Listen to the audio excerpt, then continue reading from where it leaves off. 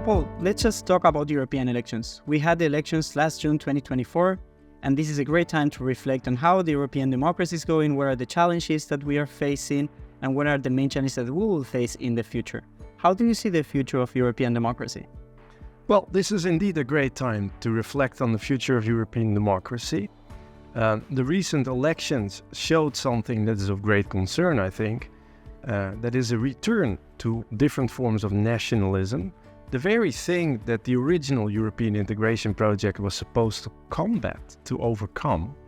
And so, once again, quite some citizens came out to vote, so sort of half of the European citizenry.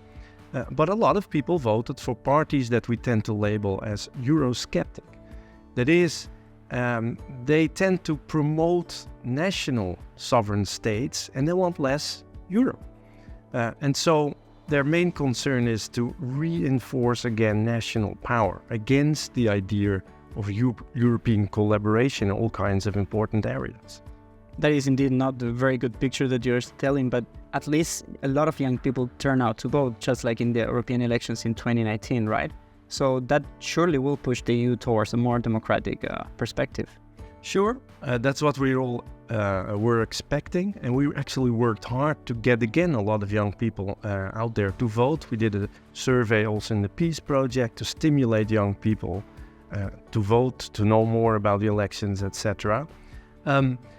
Surprisingly though, things have changed a lot since 2019. More or less the same amount of young people came out to vote, but in 2019 they tended to vote for more left-leaning, environmentally concerned parties. This time around, a lot of young people, particularly in Germany and France, but not only, they voted for those Eurosceptic parties. So those parties that stress nationalism, want less Europe, and that in a way also contrast the 2019 vote. They want less environmental policy. They don't want the European Green Deal, for instance. That is really surprising indeed, but maybe this is because young people feel that they are not being heard by traditional politicians and hence they engage in some sort of protest vote? Well, I think the argument of the protest vote is very important for youth votes, but also for the general vote. And this makes it even more important to get the message out there that democracy is not just voting. Democracy is about us ourselves engaging. And that's exactly what this particular module on European democracy is about.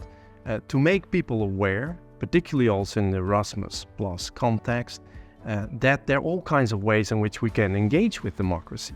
And so the module is about civic, political engagement, different forms of democracy, like the direct democracy, and also exciting new forms of democratic innovation, like you see a lot of citizens' assemblies and youth assemblies recently that might help us indeed to give European democracy that big boost that it's currently needing.